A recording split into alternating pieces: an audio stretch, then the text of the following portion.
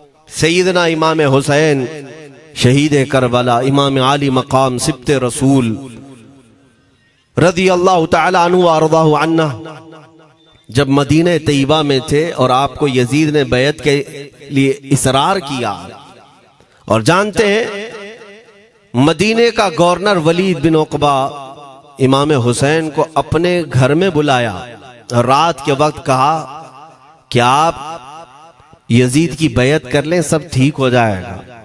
आपने एक तारीखी जुमला फरमाया था, आज वो सब मुसलमानों को याद होनी चाहिए। इमाम हुसैन ने ये नहीं कहा मैं हुसैन रसूलुल्लाह का नवासा यजीद की बैत करूंगा फासिक व फाजिर की, ये नहीं कहा आपने। तवज्जो चाहता हूं, आपने ये नहीं फरमाया, बल्कि ये फरमाया मुझ जैसा उस जैसे की बैत कैसे कर सकता है। ये क़यामत तक आने वालों के लिए मैसेज है, हुसैन जैसा कभी भी यजीद जैसे की बैत नहीं कर सकता, और ना ही वैसों की ताकत को वो मान सकता है। और अल्हम्दुलिल्लाह हमारी माओं ने बचपन से हमें हुसैन को ही सुनाया है, यजीद को नहीं। इसलिए आज अगर किसी तख्त पर यजीद बैठा हो तो हमें डर नहीं लगता इस बात का कि वो गर्दन उड़ा देगा, हमें इस बात का खौफ नहीं लगता कि फांसी पर चढ़ा देगा। हमें इस बात का यकीन है कि अगर हमारे टुकड़े भी हो जाएंगे तो इंशाअल्लाह हमारी रूह करबला जरूर पहुंचेंगी। इमाम हुसैन के साथ क़यामत के दिन उठाए जाएंगे, हक बात करते हुए अगर दुनिया से जाएं। अजीज़ान गिरामी वक़ार, मैं तारीख की चंद झलकियां आपके सामने रखूंगा। मुझे हुक्म भी हुआ है, बहुत जल्दी वक्त खत्म हो जाएगा, समेटना है। मैं चंद मिसालें आपके सामने रखता हूं। ताकत किसे कहते हैं, क़ुव्वत किसे कहते हैं। जिम में जाकर बॉडी बनाने वाला ताकतवर है, काजू बादाम खाने वाला ताकतवर है, मुक्के मारने वाला ताकतवर है। कौन है ताकतवर, ताकत किसे कहते हैं? मेरे अजीजों, असल ताकत तो ये है कि तुम इस्तेमाल अपने हाथ पैर कुछ भी ना करो, लेकिन खलबली दूसरों में मची रहे। ये असल ताकत है, ये रब ताला की तरफ से दी हुई होती है इनाम में। वरना आप सोच सकते हैं कि हुसैन आजम के साथ जो लोग आए थे वो कुल काफिला कितना था। अलग अलग रिवायतें, इमाम हुसैन के साथ 135 लोग थे, बाज रिवायात में है 96 थे, 96 लोग थे, बाज रिवायत में 82 थे। शहीद होने वालों की तादाद 72 है। लेकिन इस बात पर अक्सर उलमा मुहद्दिसीन का ख्याल है कि 82 लोग थे, 82 लोग थे। 82 के मुकाबिल में कितने लोगों को आना चाहिए रास्ता रोकने के लिए? अगर किसी आम आदमी से भी पूछे तो डबल कर दो, ट्रिपल कर दो, 4 गुना ज्यादा कर दो। नहीं, 82 को रोकने के लिए पहले 1000 लोग आए, फिर वो 1000 के बाद 4000 प्लस आए, 5000 लोग सिर्फ 82 लोगों को रोकने के लिए आए रास्ता। फिर ये लोग 4 दिन तक रास्ता रोकते ही रहे, 5000 लोग मिलकर। 10वीं मुहर्रम होने से पहले पहले फिर तकरीबन 16000 लोग आए, यानी तकरीबन पूरे टोटल मिलाकर 22000 के करीब, 21000 समथिंग कुछ। 22000 की फौज क्या माने रखती है, किसको रोकने के लिए? 82 लोगों को। इसी से समझ में आता है असल ताकत किसे कहते हैं। ताकत इसी को कहते हैं कि उधर 3 दिन के भूखे और प्यासे हैं, उनके खीमों में साजो सामान भी नहीं, जंग के असबाब भी नहीं, और वो जंग की नीयत से भी नहीं गए। उसके बावजूद 22000 के सीनों में जो खलबली मची है, दुनिया इसी को समझ नहीं पा रही है। अगर दुनिया ये समझती है क्वांटिटी का नाम ताकत है तो हम उसको रद्द करते नहीं, क्वालिटी का नाम ताकत है। ईमान ये असल ताकत है। और एक तारीखी बात मैं आपके सामने रखता हूं। इमाम हुसैन का रास्ता रोकने के लिए सबसे पहले यजीद की फौज से जो शख्स आया था उसको हुर बिन यजीद कहते हैं। हुर बिन यजीद अर्रियाई 1000 का लश्कर लेकर के ये इमाम हुसैन का रास्ता रोकने आए। 2 दिन तक इधर उधर घुमाते रहा, और जब जब नमाजें होती रही, इमाम हुसैन मुसल्ला इमामत पर हैं और ये यजीदी इक्तिदा भी कर रहे हैं। हर जमात इमाम हुसैन के पीछे हो रही है। लेकिन मैं आपको बताता हूं 10वीं मुहर्रम से पहले इमाम हुसैन ने खुतबा दिया और यजीदियों से कहा, क्या तुम मेरी हैसियत को नहीं जानते? मैं फातिमा जहरा का बेटा हूं, हैदर कर्रार का नूर नजर हूं, रसूलुल्लाह का नवासा हूं। मेरी निस्बतें क्या तुम्हें नहीं मालूम? तुम मेरे खून से अपने हाथों को न रंगो। मैं तुम्हारे पास ऑप्शन रखता हूं, मैं इस रास्ते से अपने वापस मदीने की तरफ जाता हूं या किसी साहिल की तरफ या दिमश्क जाऊंगा। जंग करना नहीं चाहता तुमसे। ये 3 ऑप्शन जब इमाम हुसैन ने रखा तो यजीदियों ने एक को भी कबूल नहीं किया। वो जंग करना ही चाहते थे, इमाम हुसैन के खून के साथ खेलना ही चाहते थे। लेकिन जो हुर बिन यजीद है, तवज्जो चाहता हूं, जो खुद इमाम हुसैन का रास्ता रोकने के लिए आया, उसके दिल में ये बात आई और उसने आकर के 10वीं मुहर्रम को यजीदियों से कहा, मियां मान लो हुसैन की बात, 3 में से कोई एक बात मान लो, हम जंग नहीं करना चाहते, वो रसूलुल्लाह के बेटे ही तो हैं। तो सारे जो सिपह सालार बड़े बड़े थे, अम्र बिन साद, शिमर वगैरह, हुर बिन यजीद से कहने लगे, तुझे कौन कहता है फैसला करने के लिए? तू सिपाही है, 1000 की नफरी तेरे साथ दी गई है, बस अगर तुझे हमारे साथ रहना है तो मैदान में जमा रह, वरना चला जा, तू सुलह की बातें मत कर। हुर बिन यजीद उसी दिन 10वीं मुहर्रम को उन यजीदियों से कहता, अच्छा अगर तुम मेरे इस बात को नहीं मानते तो तुम्हारी सिपह सालारी तुम्हें मुबारक, मैं हुसैन के खीमे में जा रहा हूं। जो यजीद की तरफ से आया था वो किधर चला गया? मौला हुसैन के खीमे में। कब? सिर्फ 10वीं मुहर्रम, एक रिवायत में 9वीं मुहर्रम को, एक दिन पहले इमाम हुसैन के खीमे में आया, दस्तबोसी की, माफी मांगी और इमाम हुसैन ने कहा, अब तुम जा सकते हो अपने घर। हुर बिन यजीद ने कहा, मैं उस वक्त तक अब आपका साथ नहीं छोड़ूंगा जब तक मेरे जिस्म में आखिरी सांस बाकी रहे, मैं आपके साथ रहूंगा। अब इमाम हुसैन की वफादारी में आने वाला कौन था?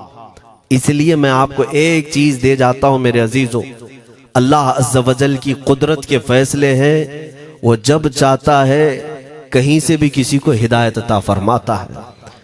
वो बातिल कुव्वतों के मौजूद पलने वाला बच्चा भी कभी रब तबारक व तआला हिदायत देता है, उसे आलिम बनाता है, और कभी काबे की छांव में पलने वाले को मौला अबू जहल भी बनाता है, गुमराह कर देता है। हुर बिन यजीद मौला हुसैन के पास आ गए। जो बात मुझे कहनी है उसके लिए मुझे इतना वाकया बयान करना पड़ा है। मैं असल पॉइंट की तरफ आता हूं, क्यों मैं ये बयान कर रहा हूं।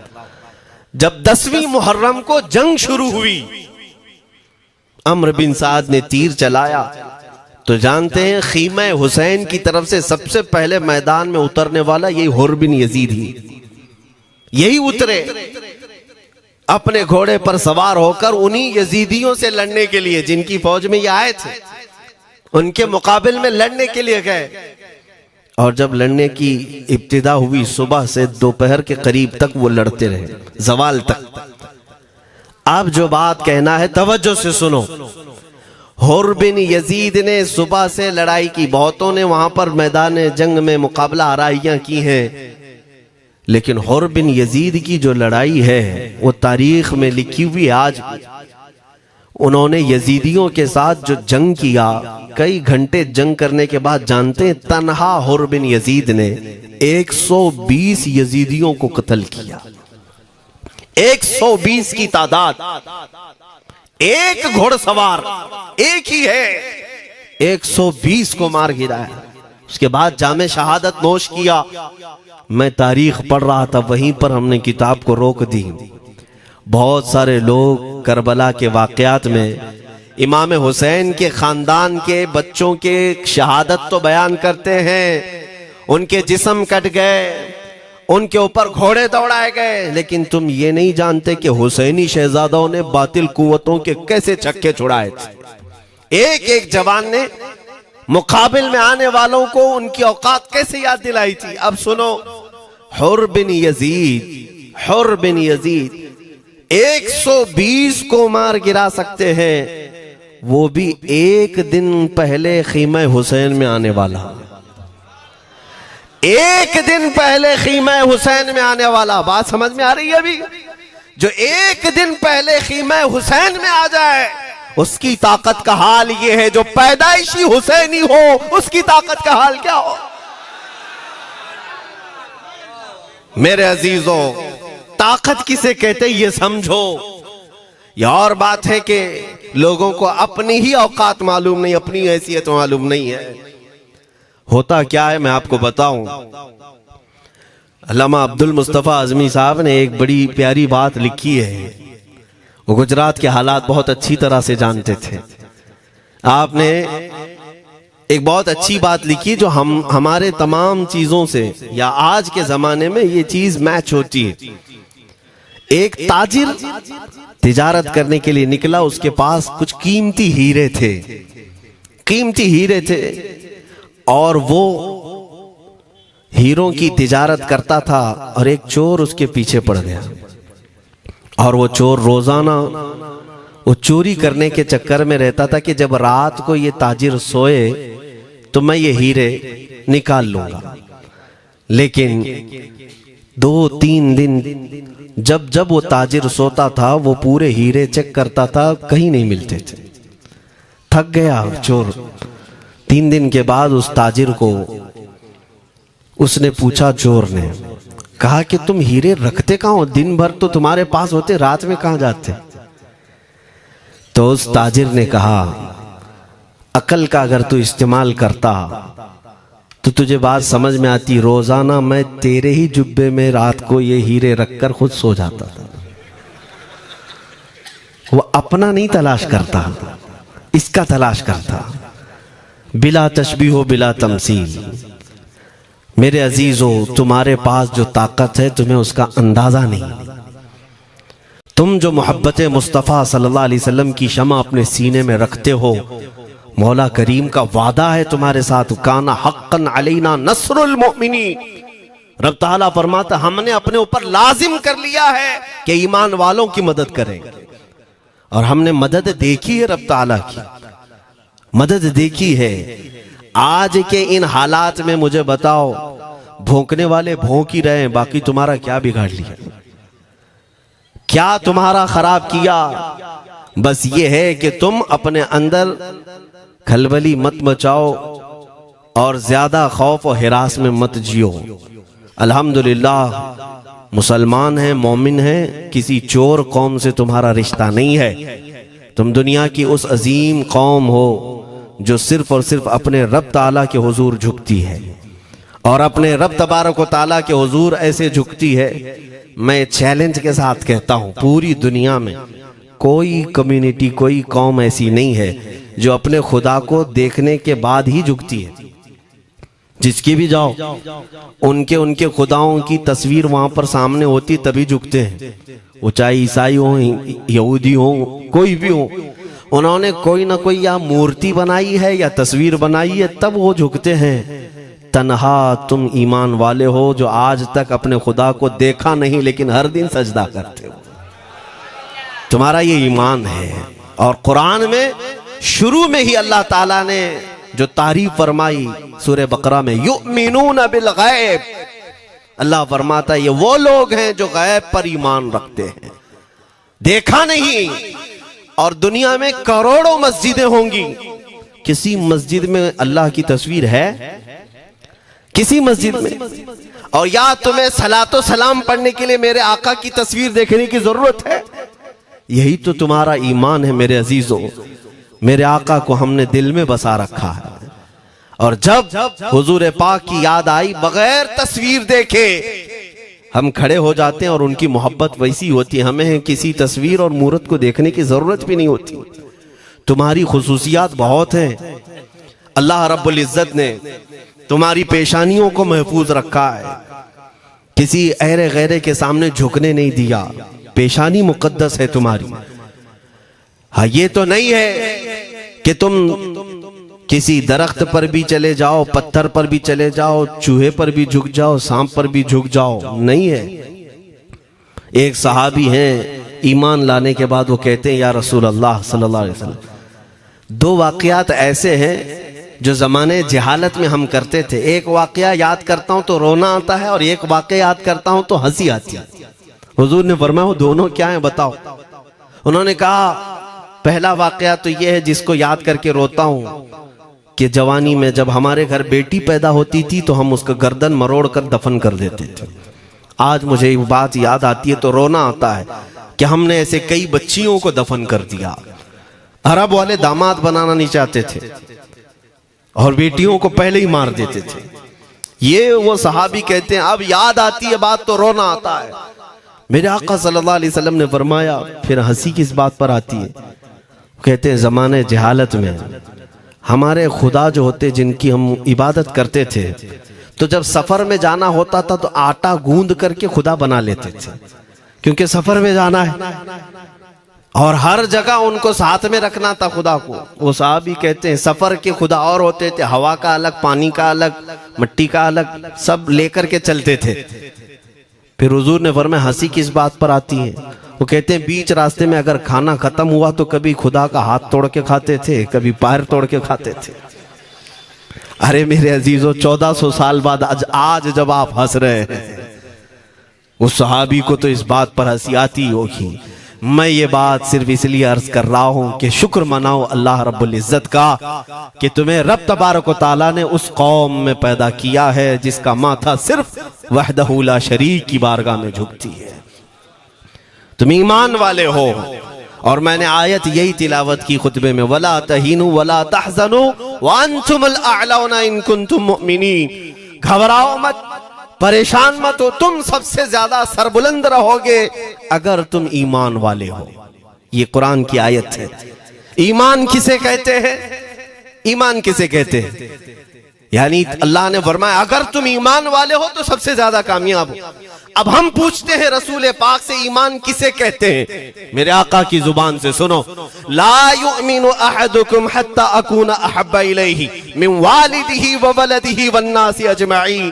हजरत अनस से रिवायत है, हुजूर पाक सल्लल्लाहु अलैहि वसल्लम फरमाते हैं तुम में से उस वक्त तक कोई कामिल ईमान वाला नहीं हो सकता जब तक अपने वालिदैन, अपने बच्चे, अपने और सारे इंसानों से ज्यादा मैं उसके नजदीक महबूब ना बन जाऊं। हुजूर से कामिल मोहब्बत जब तक ना करोगे तब तक ईमान भी कामिल नहीं है।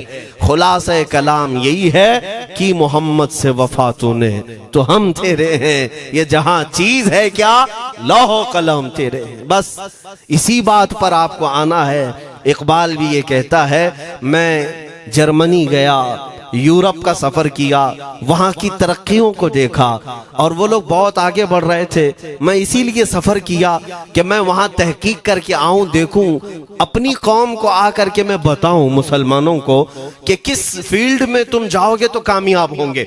साइंस में, फिजिक्स में, ज्योग्राफी में, केमिस्ट्री में, मैथ्स में, कौन सी फील्ड में तुम जाओगे तो ज्यादा माहिर होगे। कई साल इकबाल ने वहां की खाक छानी, तहकीकात किया और वापस जब आया अपनी कौम की तरफ, अल्लामा इकबाल कहते हैं मैं सारी दुनिया वहां की यूरोप की छान करके आया, यही देखने गया था कि मेरी कौम किस मैदान में उतरे तो कामयाब होगी। तो लोगों ने पूछा क्या वो तुम्हें राज मिल गया? वो कहते हाँ मुझे राज मिल गया। लोगों ने पूछा किस मैदान में उतरे? तो इकबाल कहता है मैं तो राज को पहुंचा, अपनी कौम को बताता हूं तुम्हारी तरक्की का राज सिर्फ इतना ही है कि मोहम्मद से वफा तूने, कि मोहम्मद से वफा तूने तो हम तेरे हैं। ये जहां चीज है क्या लौह कलम तेरे हैं। सारी कामयाबी का असल राज मेरे आका से बेइंतहा मोहब्बत है। मैं दीनी शख्सियात की बात अपनी जगह पर, जो जिसको आप दुनियावी उलूम कहते हैं, लाओ मैथ्स का कोई बहुत बड़ा माहिर रियाजीदान या कोई साइंटिस्ट आपको ऐसा लगता हो, लाओ मेरे आला हजरत इमाम अहमद रजा फाजिल बरेलवी के सामने। जानते हैं आप उस आला हजरत फाजिल बरेलवी ने 55 उलूम पर अपनी तहकीकात लिख दी हैं। बाकी जानते कितने थे वो अल्लाह ही बेहतर जाने। एक बात मैं आपको बता रहा हूं, मैथ्स में, मैथमेटिक्स में उनके पास ऐसी ऐसी इजादात थी। एक किताब आला हजरत ने लिखी है ज्योमेट्री पर, आज के बच्चे जो कॉलेज पढ़ते हैं वो जानते होंगे।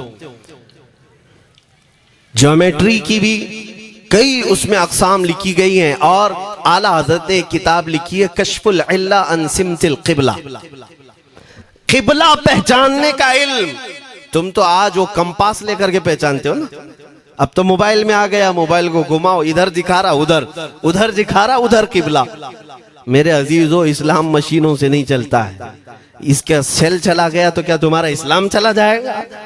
इसकी बैटरी चली गई तो क्या तुम्हारा दीन चला जाएगा? नहीं, इस्लाम मुकम्मल कवायद और ज़वाबित के साथ है। सारी मशीनें खत्म भी हो जाए, इस्लाम ने तुम्हें कायदे बनाकर दिखाए हैं, प्रैक्टिकल। ये क़िबला पहचानने का इल्म होता है। शहर का तूलुल बलद अर्जुल बलद देखना होता है, बहुत सारी उसमें चीजें, उसकी सतह समंदर से ऊंचाई कितनी है, फिर सितारों को देखा जाता है, फिर पहचाना जाता है क़िबला, उसको हिसाब में लगाया जाता है। आला हजरत ने ये जो किताब लिखी पूरे 1400 साल में, आला हजरत की ये किताब जिसमें 10 कायदे खुद उन्होंने इजाद किए, उनसे पहले किसी ने नहीं लिखी, खुद उन्होंने इजाद किए।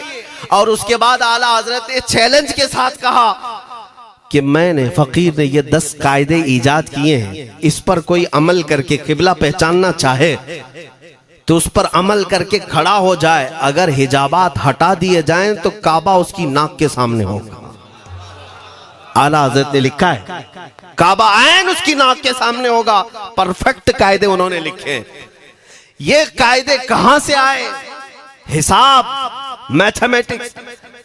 जो अलीगढ़ के प्रोफेसर अपने फंसे हुए मसाइल हल करने के लिए आला हजरत के पास आए, वाकयात आपने सुने होंगे। अब मैं आपसे कहता हूं, एक बहुत बड़े प्रोफेसर साहब अलीगढ़ के, वो लंदन या ऑक्सफोर्ड जा रहे थे या जर्मनी जा रहे थे कुछ मैथ्स के फंडे हल करने के लिए।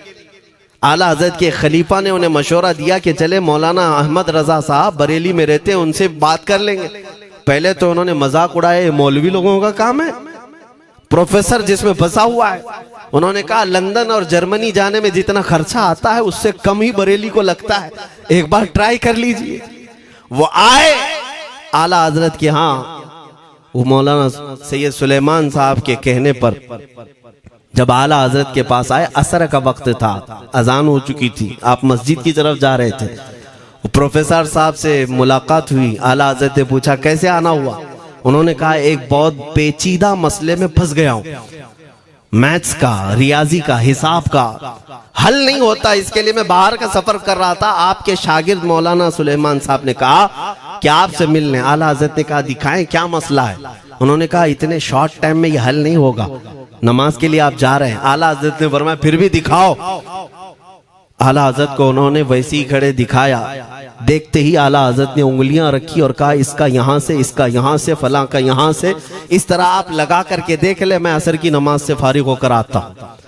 वो प्रोफेसर साहब कहते हैं उन्होंने चुटकियों में यूं हल किया, मैं जब बैठ करके उस मसले को लगाया तो तुरंत 2 मिनट में वो मसला हल हो गया। अब जिसके लिए मैं ये वाकया अर्ज कर रहा हूं सुनो।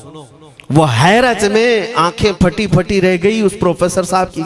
उधर नमाज होने के बाद आए आला हजरत, तो वो अश करने लगे। कहा मौलाना साहब मैं पहली मर्तबा देख रहा हूं कि मदरसे का कोई मौलवी मैथ्स के इतने टफ फंडे को हल कर लेता हो। मौलाना ये तो बताएं ये रियाजी और ये मैथ्स के मसले आपने किससे सीखे? कौन है आपको? किस कॉलेज में, किस यूनिवर्सिटी से आपने सनद हासिल की है? यही मुझे कहना है मेरे से। अब आला हजरत का जवाब सुनो। कहते हैं जनाब मैंने अपने वालिद से सिर्फ प्लस माइनस और मल्टीपल के मसले सीखे, जमा, नफी और ज़रब हमारे वालिद साहब ने बस इतना ही सिखाया। और उस वक्त बचपन में मुझे मंतिक, फलसफा, ये सब किताबें पढ़ने का शौक था। मैं हिसाब के, ज्योमेट्री के ये किताबें लेकर बैठा। मेरे वालिद आए, देखा, पूछा अहमद रजा क्या पढ़ रहे हो? मैंने दिखाया ये मंतिक है, फलसफा है या हिसाब की किताबें हैं। मेरे वालिद ने वो किताबें अपने हाथ में ले ली और कहा, जा रसूलुल्लाह की हदीसें पढ़, सदक़े में सारे इल्म दे दिए जाएंगे। आला हज़रत फरमाते हैं, उसके बाद मैंने अपनी जिंदगी मेरे मुस्तफ़ा के कदमों में लगा दी। ये जो आप देख रहे हैं, ये मेरे मुस्तफ़ा के कदमों से छन कर मुझे मिला है।